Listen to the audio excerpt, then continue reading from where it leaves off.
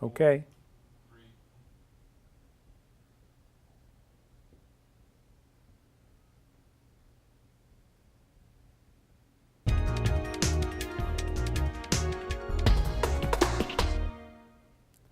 Good afternoon. I'm Rocky Capozzi, and on behalf of Alaska Public Media and the Alaskan Aviation Safety Foundation, welcome to Hangar Flying. This afternoon, our guest is Dr. Petra Illig. She's a senior medical examiner, and our subject today is we want to discuss the ins and outs of the new FAA Class 3 medical or not. Dr. Illig, could you tell us really what's changed with regard to the regulations and the third class medical? Certainly.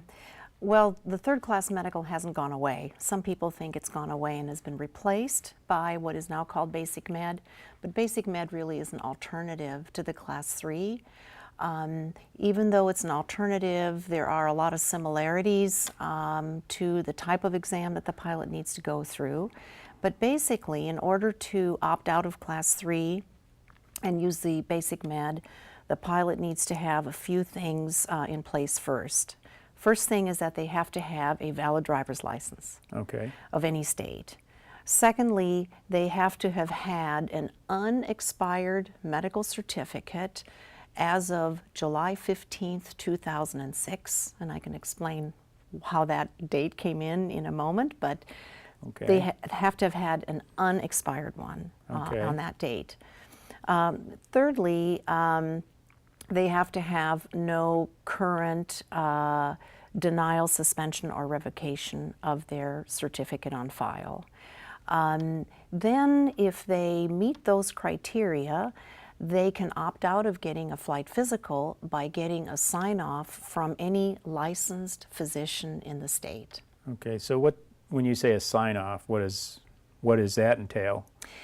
Those details are coming out and they'll be in effect as of May 1st. But generally, as we understand it, instead of going through the FAA exam, the individual needs to go through what's called a comprehensive medical exam checklist. And the person's physician, basically this checklist is no different than the 8500-8, which you fill out as a pilot. So it's the same questions. Okay.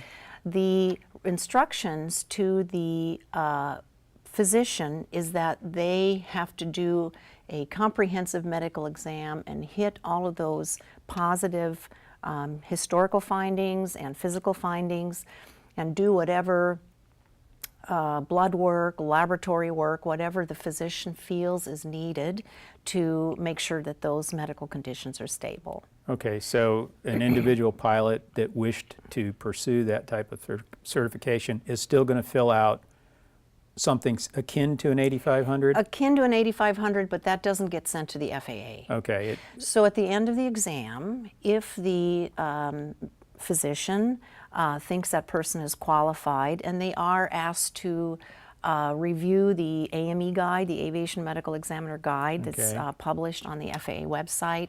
But they basically are required to discuss the medical issues, discuss the medications that they're on, and if the physician then feels that there are no medical conditions or medications that are adverse to flight safety, then the physician signs an attestation. So that doesn't go to the FAA. That is basically between the pilot and the doctor. Then the other additional process that the pilot has to go through, and this is only every 4 years. Okay. So every 4 years, regardless of age. Regardless of age. Okay. Right? As you know, for the standard class 3, if you're under 40, that physical is good for 5 years. Right. If you're over 40, it's only good for 2 years. So this is a 4-year coverage, no matter how old you are. You could be 80 years old and not have to see somebody for 4 years. Having said that, the pilot then also needs to take an online course by the FAA, or there are some other agencies too, like AOPA, are going to be creating similar courses that are also valid. But they have to take an online course every 2 years regarding medical conditions that are important in aviation safety. So there's no pass, fail, or anything like that. They just have to take the course and log it in their logbook. So basically, they have to get a pseudo flight physical every 4 years and take this class online every 2 years. I guess when people say, well, that seems like a lot of work, why would I want to do that? And instead of getting a flight physical, to me, it makes sense to get the flight physical. Instead, it seems simpler.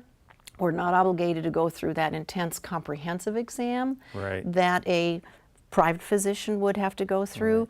But on the other hand, and here's the tickler, you can't kind of fail your basic med exam. So a lot of pilots would like to do the basic med if they think they might fail their class 3. I understand. I would think, though, that the physician that's performing the basic med exam, are they, and we've got about 15 seconds, are they at any risk with the attestation? Or I think there is probably a legal liability risk to them that may not be covered by their malpractice insurance. So most physicians, in my opinion, are probably not going to be wanting to do this. Okay, well, that's very interesting. Thank you for enlightening us about the ins and outs of this new medical possibility. It's my pleasure, and if they have any questions, they're welcome to call us and we can help them out. Thank you so much. Okay.